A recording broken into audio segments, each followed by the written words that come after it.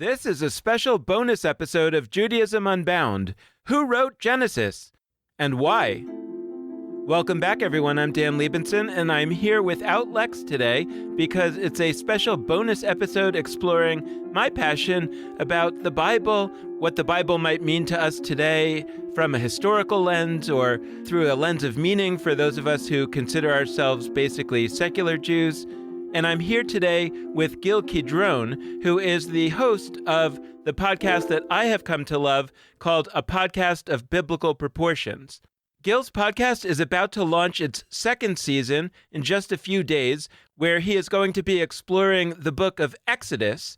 The approach of this podcast is to come at the text from the perspective of a writer. Gil himself is a writer and a native Hebrew speaker, and to see what a writer can find in this text by understanding that this text was written by a writer, just as the texts that he's written have been written by a writer. And I personally think that he is coming to some amazing conclusions and speculations. In the first season, Gil and his co-host of the first season, Omri Harel, looked at the book of Genesis from that perspective, and the season ended with some speculations from Gil as to who actually may have written at least large chunks of the book of Genesis. I think his hypotheses are really fascinating, and I'm really excited to talk with Gil about these right now. And if you enjoy this conversation, you can either start from the very beginning, which I highly recommend, of A Podcast of Biblical Proportions, and you can go through their entire analysis of Genesis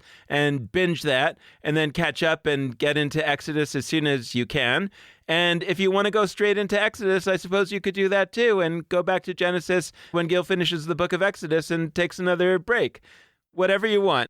So Gil, actually, before we start talking about the specifics of your discoveries and your hypotheses, let's talk a little bit about why it's important, because before people tune out from this bonus episode because they say, I'm not that interested in the Bible or something like that, let's try to convince them that they should be. Because I really want to note here, for folks who don't know, that you and I are both what we could call some version of secular. I mean, we are not people who are reading the Bible because we're finding our faith in it. And yet you and I are both intensely interested in the Bible. And I want our listeners out there who say, the Bible, I'm not that interested because I'm not religious. I want to say for them why we think it's so important. I find the Bible fascinating because, first of all, I love history.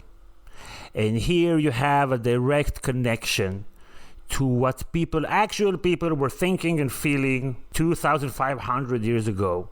And we can get a sense of who they are and the stories that they created, regardless of faith. These are the most iconic stories the world has ever seen. Like your U.S. president. What is his name? Joe Biden? Yeah, Joe, short for... Joseph Biden, yeah. Yeah. Joseph. So his name has been invented by the biblical author of Genesis, a person whose life we can trace and whose soul we can understand and appreciate. Through his characters, get to know him. It's like we don't know anything about Shakespeare. Who was Shakespeare? Can you get a sense what he was like, or Homer, like Homerus? Here, we can. We have a window into their souls through, a lot of luck and historical luck. The people who are the biblical authors of Genesis, their personal lives and feelings are just all over the most famous stories in the world. I find this mind-boggling. Yeah, as you were talking about Joe Biden and Joseph Biden, I was thinking about that story of Pope John the 23rd. He was the Pope during Vatican II. And he was very much somebody who wanted to reach out to other people. And I think there's a story where a group of rabbis comes to meet with him. And of course, there's been this terrible history between the Catholic Church and the Jews. And these rabbis come to meet with him. And his actual name, Pope John the 23rd, but his real name, his given name was Giuseppe, which is Joseph. And he met these rabbis and he said, "I am Joseph, your brother," which just makes chills go down my spine. Wow. This idea that so it's not only that the name, but it's that these ideas, this notion, right? This story that says that a person was mistreated by his brothers. In this particular case, it's sort of a reversal, but the story that a person was mistreated by his brothers and terrible things happened. And then at a certain point, there's a reconciliation, and the words are, "I am Joseph, your brother." And we can use that same story thousands of years later to, in a situation of reconciling these two religions that have been at war with each other for so long, or one has been doing wrong to the other. It just feels to me like that's something in the world that we shouldn't just flush down the toilet because we don't believe in the theology that we imagine that those people believed in, which, by the way, parenthetically, we're going to see they probably didn't believe in it either. Mm-hmm. So much of that library of the Bible is literature. That's explicitly what it is. Not stories to make you feel bad about yourself or fear God or, to prove his power, but actual literature written in the style of their day, which was biblical literature. God is in these stories like deities are in the ancient Greek stories. And many of these stories in the Bible are all-time great literature. Genesis is a familial, communal, quote-unquote, origin story.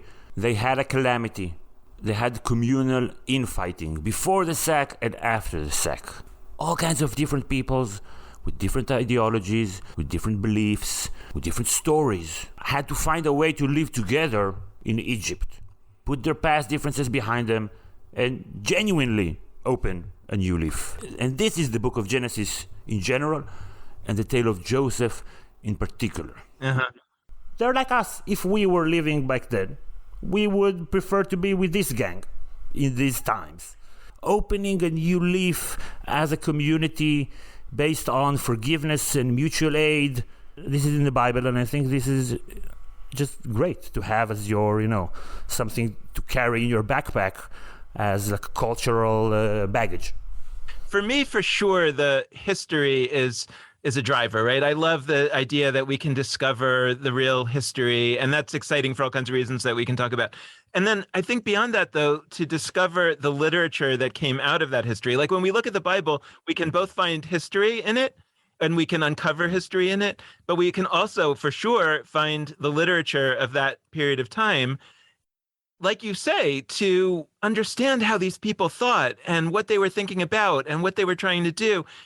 A lot of that, and this is where I'm kind of, resentful, maybe too strong of a word, but I'm resentful about the Bible's having been almost trapped in this world of religion and theology because it has hidden from us the literature and the mythology that we can tap into and say, wow, it's not that this was about a God that I don't believe in. This was about people that I do believe in, and about us. And we can really kind of say, hey, look, we can read Greek mythology. It's great.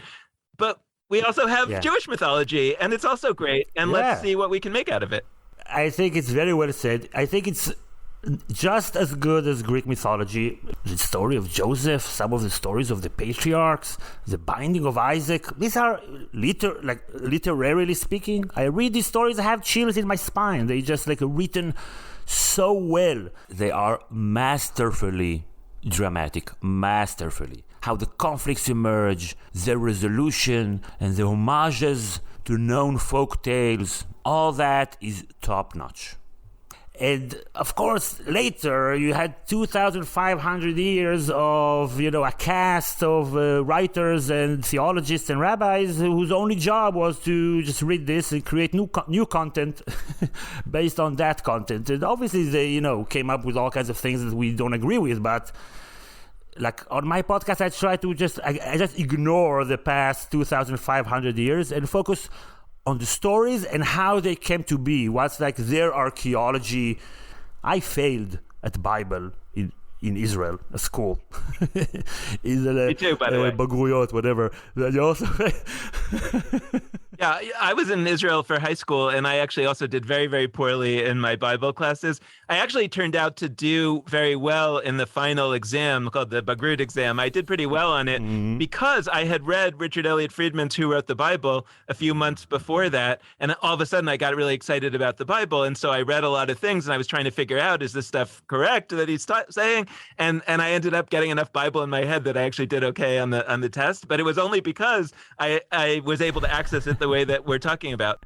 It's really important to understand the Bible as kind of a library, that it's, if you think about it as a single work of literature, you're actually not thinking about it the right way. What it is a library. And by the way, I think there are theories actually that the reason why the Bible really kind of came into a version of its final form was because the Library of Alexandria wanted to get the holy books of the Jews. And so they had to figure out what were their holy books, and they had to kind of put them together for the first time. So I don't know if that's correct. Oh, nice. I like it too.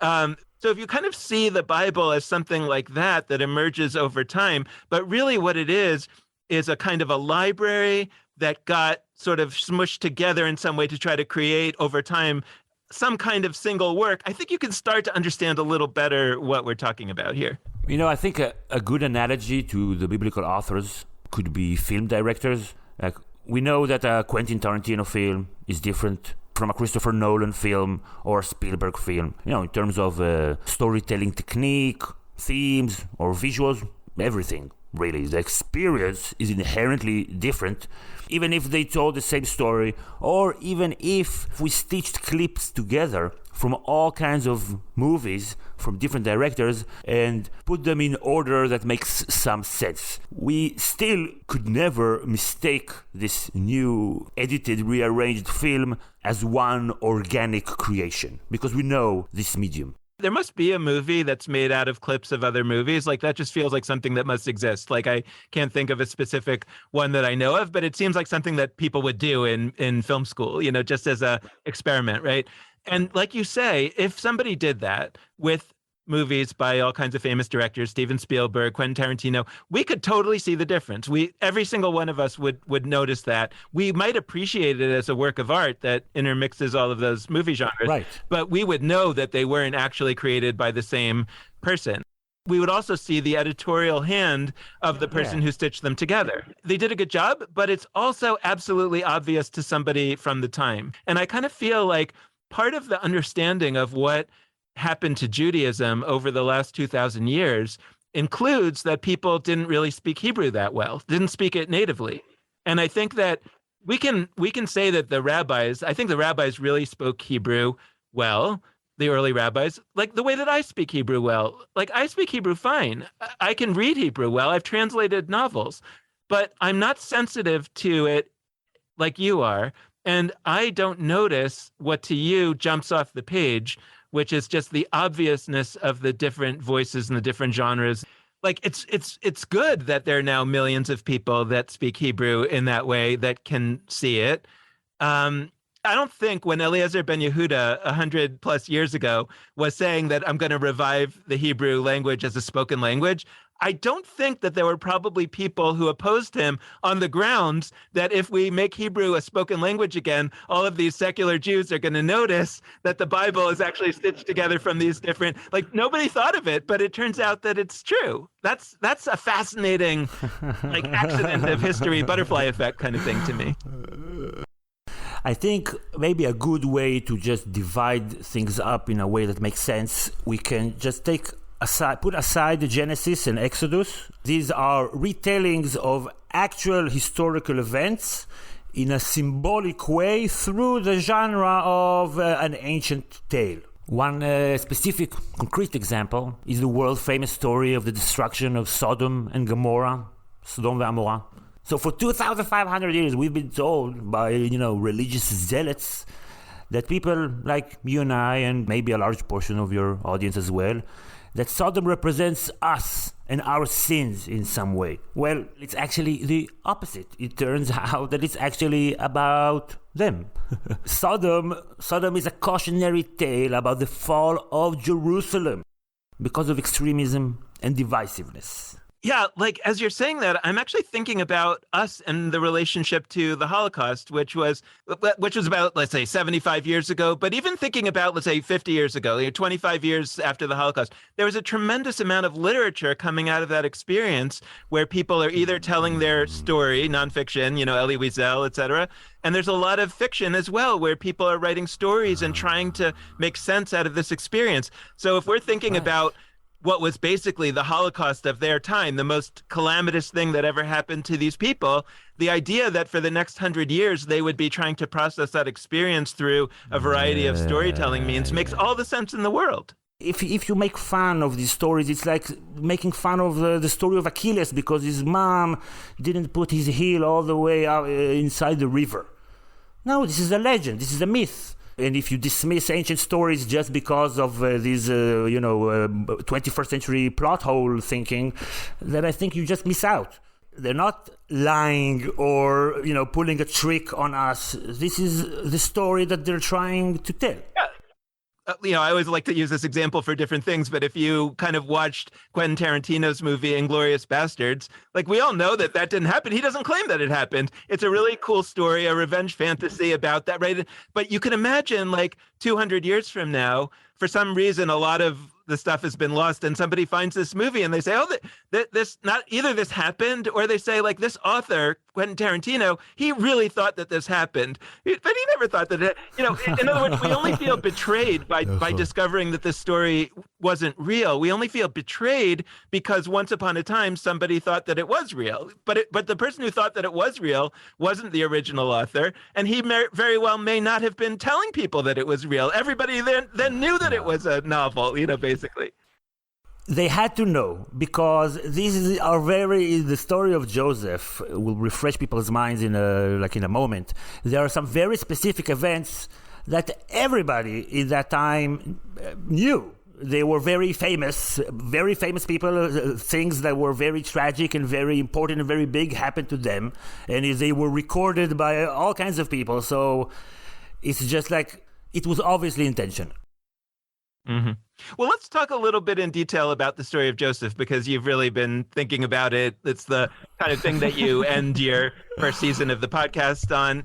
One thing that I really want to double down on with Joseph is that his name, for those of us who speak English, we don't hear it in quite the same way because we hear Joseph. But if you say in Hebrew, Yosef, that sounds almost identical. I'm thinking what would be the English name that would really capture it? Maybe something like his name was Addendum. His name was added. I mean, it's really clear that his name means added on. And you could say, the story says, why is his name Joseph? Because, I think because God added another son for Rachel or whatever it might have been. But it's so obvious that it makes you laugh when you think of it, that the author of this extra story that you're talking about, that everybody would have known at that time wasn't true in the factual sense, named his character Add-on or Addendum. Yeah, extension. And also he was writing the story of Joseph about a person in charge of taxing his own community for the Pharaoh, being in communication with the Pharaoh and in charge of the community. And apparently that was the status and the role of the scribes in Egypt. So Baruch ben Neriah, the scribe, he's Jeremiah's scribe, his actual position in what actually historians tell us would be exactly what is portrayed symbolically in the story of Joseph. Artistically and psychologically and emotionally, how it combines both the lives of Jeremiah and what happened to him, and the story of the author, because this is how you write literature. You put yourself into each and every character. Yeah, I'm thinking about how Bill Clinton has been writing these thriller novels recently. I don't know if you know about these, but really? He's been co-authoring with James Patterson these novels about a president, and about how a president's daughter was kidnapped or whatever, and I haven't read an awesome president. I'm sure, I haven't read them, but you're just kind of like, yeah.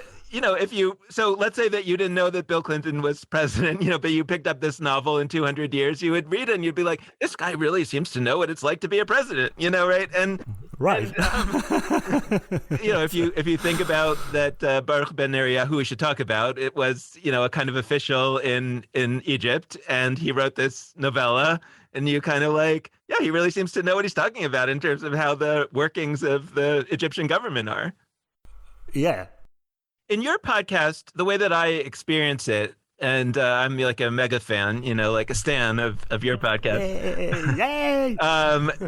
That what's really special about it for me is that you're coming at this from the perspective of a writer, and that I feel like you discover things in it because you say, hey, I'm a writer and I know what it's like to write a piece of fiction, and I can see how I put my own voice and my own experience in my writing. And so I'm trying to now do like the reverse engineering of this and saying, well, let's assume that whoever wrote it put their voice and experience into it. So if I can kind of understand and like abstract from these episodes to what is it really saying and what kind of experience is it describing, then I can look around at the historical characters that I know about and say, well, who would have fit that description? And it may be that we don't have a record of that historical character, and so we just don't know. But this is not original to you. This is what the scholars have been saying for the last century or two, basically, that the people who we do know their names, the people who wrote major works in the later part of the Bible, specifically Jeremiah, Isaiah, Ezekiel, and some of the people that are around them, those are the people who wrote a whole huge book with their name on it. It stands to reason that they might have written some of the other books. So I just want to lay out a little bit of the history there, because there's this particular important period of time that runs from about the year 700 BCE, 722 BCE, when the northern kingdom of Israel is destroyed, to the year 586 BCE, which is about 150 years later, when the southern kingdom of Judah is destroyed. The northern kingdom is destroyed by the Assyrians. The southern kingdom is destroyed by the Babylonians, who kind of took over Mesopotamia from the Assyrians. Here's how I understand it. In that period, before that period, there were two kingdoms, a northern kingdom called Israel, dominated by the tribe of Ephraim, and in the south, there was the kingdom of Judah, dominated by the group called Judah. There were these two kingdoms. They probably had a little bit of literature, a little bit of stories in each kingdom. Writing wasn't really well developed yet by most of that time, before 722. But if it was developed, and this is what Israel Finkelstein, for example, says, he's an archaeologist, that writing and culture was much more developed in the northern kingdom than in the southern kingdom. So probably what happens is that the northern kingdom is destroyed. There's a tremendous number of refugees from the north that come to the south. We have archaeological evidence of that. And this is the year 722. The king is Hezekiah, and the prophet at that time is Isaiah. And we have this kind of necessary effort to combine these two populations. And so there's some amount of literature that gets written or rewritten or remixed at that time to try to say, hey, we were always the same people all along. We're creating a new group. You can think of that as happening in America. I think a lot about like the show Hamilton, and it's all about these attempts to try to say, oh yeah, we're all different colors, we're all different races, but we can retell this old story about Alexander Hamilton in a way that makes us kind of feel reconnected in some new way. Yeah, even though we know that it isn't the way it went down. Right. And you have access to Wikipedia. Right. And so that process goes on in some way for about 100 years, 150 years.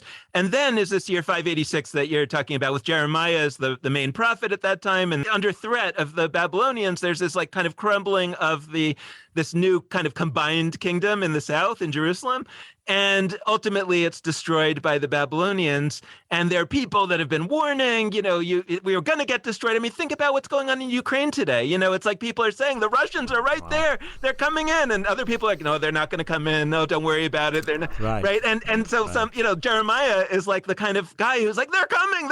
Right. And that makes him crazy. That would drive anyone crazy. Because nobody's listening to him, and they throw him in a pit. Wow. We'll get to the pit, but they just hate this guy. And he's probably eventually like literally loses his mind, because and he eventually does go crazy. And he has this assistant named Baruch ben Neriah, who, and I'd love for you to talk about more, because it seems like he probably really loved Jeremiah early on, and he was his assistant. And then I sort of imagine that Jeremiah eventually is so crazy that he becomes mean. And at a certain point, there's a split between Jeremiah and Baruch, and maybe that explains some of the literature that we ultimately see in Genesis. So I really would love for you to develop your kind of theory of what's going on around 586 when the Southern Kingdom ends up being destroyed. Yeah. I imagine it like being in Berlin in 1945 as the Russians are coming and as the Western allies are coming, and everybody knows that the city is going to go down. You can't stop it. The people are hungry. There's chaos. People are trying to flee to the other side, get out of the city. They're arrested. And for me, it probably felt like the end of the world for them.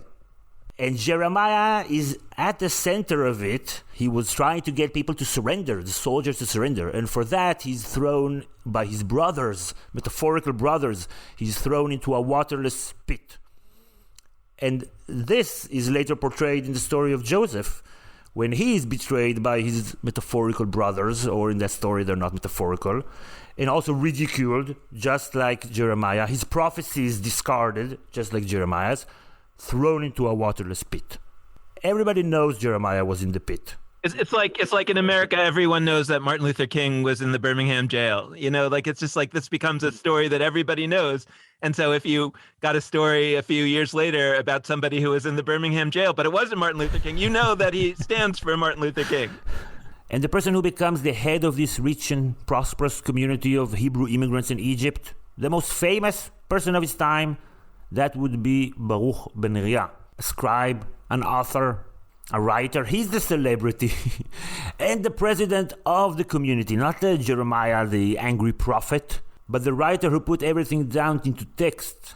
And since so much of both of their lives is clearly part of the stories of Genesis, and because of the similar writing style in the book of Jeremiah and in Genesis, specific expressions, ideologies, character traits, and also because it fits so nicely with what scholars have been telling us about the chronology of the writing of the Bible, then for me, this is more than enough to give this person, Baruch ben Neriah, another look. He became a great man, a very, very famous man. We haven't heard of him, but he was famous for 2,000 years after his death, recorded in all kinds of histories, statues of him. His tomb became a place that people go to, and a lot of biblical books, 4 biblical books were written in his name, so he became widely successful. It wasn't for him being, a regular scribe to Jeremiah. This is not it. He clearly accomplished so much more. And since there's so many evidence that he in fact wrote Genesis, his entire life is in this book, I think that's what made him so famous. Just to understand the history a little bit more clearly, we're using 586 as a kind of a marker. Some of this stuff happened a few years before, some a few years after. But around that period of time, the Babylonians sack Jerusalem, and some group of Israelites or Judeans go up to Babylonia after that, and some group goes down to Egypt. Can you say a little bit about who went to Babylonia and who went to Egypt and why? A lot has been made, and rightfully so, of the Hebrew exiles in Babylon. But for some reason, the rival community in Egypt has been, very much ignored, I feel. And that's the community that is more like us. They were the progressives, I guess, for lack of a better word, while the hardliners, the conservatives, the neocons, they were the ones who decided against all rational thought to rebel against the Babylonians. And a lot of people paid with their lives, and a lot of elites paid by being sent packing to Babylon. And I think there's a lot to learn about the Hebrew immigrants in Egypt after the destruction of Jerusalem. They wrote a lot of biblical books. They assimilated into Pharaonic Egypt, and then even more under Hellenistic rule. They were invited by Alexander the Great, actually, to set up two whole quarters in the new city that he built, Alexandria. And we have a lot of their internal correspondence also.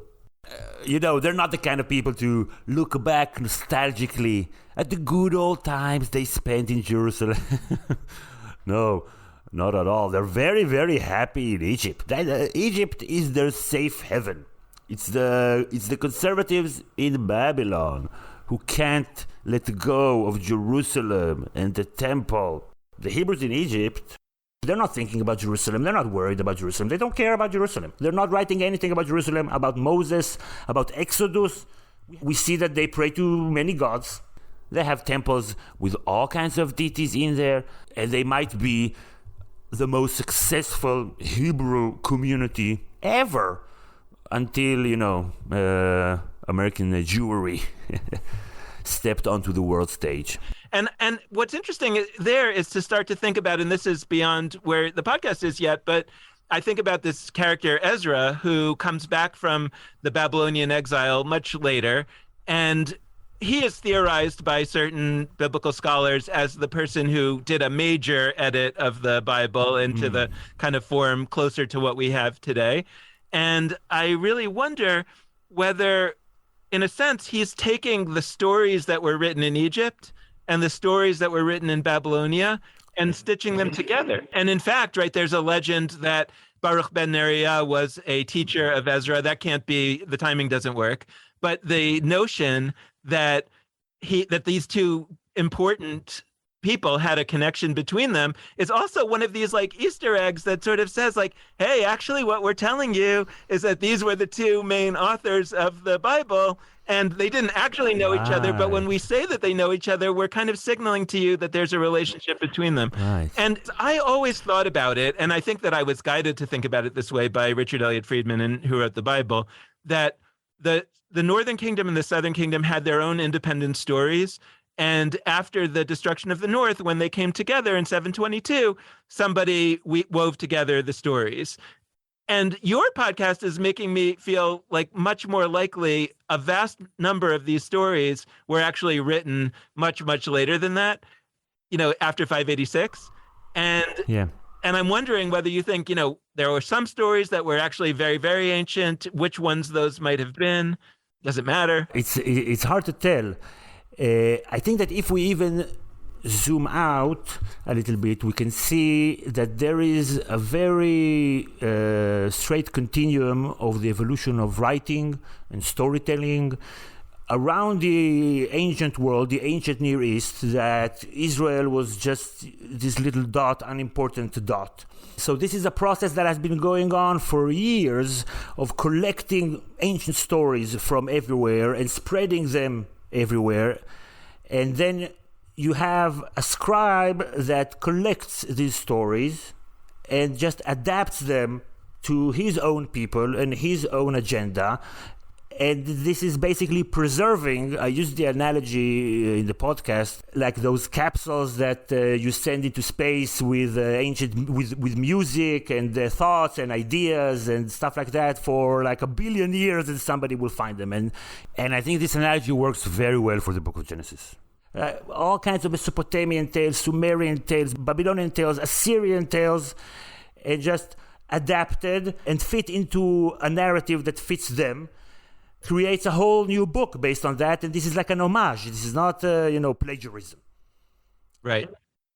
Different people have different reactions to discovering all this, right? Some people feel a sense of betrayal, like, oh, this is all a lie. This is all not really, the Bible wasn't true. It didn't even happen. It wasn't even written at the time that it purports to be written in. I feel terrible. I don't want to be Jewish anymore. I want to be. No, the opposite. Right? Now I want to be Jewish. I feel the opposite, right? Like you and I feel like this is the coolest thing I've ever heard. I feel much more connected to this now because I feel like these are people like us. I feel like, oh, I don't have to accept some of the books, some of the stuff in here that I think is horrible.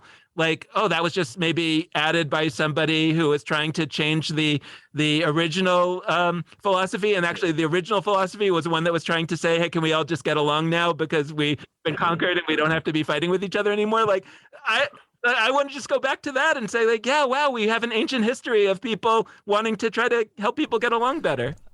Right. In a very violent world, much more violent than today, They wrote stories about brothers fighting with brothers constantly, and then forgiving each other, embracing, and helping each other out after calamity. When we think about the modern implications of this, it's like, I understand how if you are a religious Jew and you see yourself, correctly or incorrectly. I mean, in my view, it's not correct to see the history this way, but I respect that people can see it this way. And to say, like, I am a descendant of a particular chain of tradition, and my chain starts where this book, the Bible, is a completed work of literature. And so I have to accept it completely. And I have to accept it as having a singular theology and a single story. And that, I understand that it can cause people great anguish to think, oh, it wasn't really that way. But for those of us, and I think it's the majority of Jews and probably the majority of non-Jews, that don't really believe that. They don't really believe that God gave the Torah on Mount Sinai and every word of it was dictated to Moses, et cetera, et cetera, et cetera, but actually do believe that somehow this is the work of human beings over a long period of time. Then I think to really get inside of that, instead of just saying that as like a slogan, oh, I believe this was the work of human beings, but to really get inside of the details of what actually happened and how the theology kept changing, and they kept kind of re-editing the book in order to make the whole thing appear as if it has a single theology, but it really doesn't.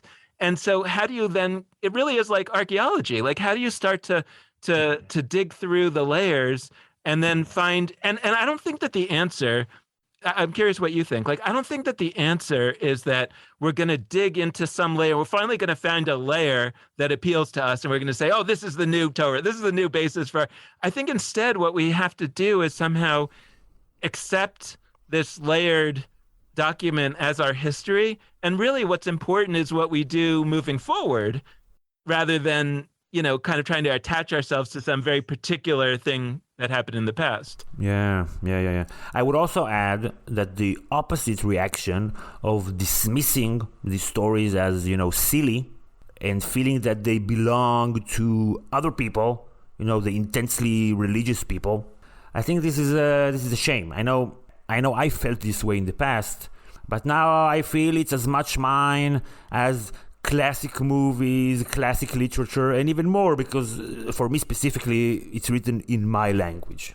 You and I both have great reverence for the biblical scholars that are out there. And here I mean the academic biblical scholars who are doing things like philology, and they're seeing how the language of different periods. And at some point, like, I want to really have this conversation with a bunch of academic scholars, not where we're going to just defer to them, but where we're really going to like talk to each other and push back and say, have you considered this? And, because I think that there's a lot that scholarship, that archaeology, that all these things bring. And I think, though, that there's also something that maybe they don't bring, and comes at it from the perspective of somebody who writes literature, who loves literature, who gets literature. And you're also coming to it from the perspective of somebody who speaks Hebrew every minute of your life. And I think it's also that there are certain prisms or certain, windows that we have all been taught to read through. And even academic scholars don't always realize that they are seeing things that they've been taught to see because they have not yet really sat down and just read this stuff with a completely open mind. I've never worked in academia, but a lot of people who do, and specifically I'm talking about researchers of the ancient world, the reality that they themselves describe is that of factions and clans, and you belong to the faction that your teacher belonged to. And then, it's like a political divide. Saying the opposite of what the person on the other side is saying, it might be wrong, not because, the truth is always in the middle and bullshit like that, but because reacting to a reactionary point of view is not always the way to go. There are so many opportunities out there that I feel we need to open our minds to. Just a quick story. I was studying recently from the Talmud. There's this famous story about lighting the Hanukkah candles. And it says in the Talmud that the law is to light one candle for the whole house, but the mihadrin, meaning the people who want to do it even fancier, they light a candle for every person in the house. And then there's a dispute between the house of Hillel and the house of Shammai whether the even more amazing beautifying people want to light one additional light each night or start with 8 and then go down one each night. But I was teaching this to a group of people, and I said, so look, when we look at this, the basic law of Hanukkah is just that you have to light one candle each night for the whole household. And this person stopped me and said, where do you see that it says you have to light one candle each night? And I looked at it again, and all it says is that you have to light one candle.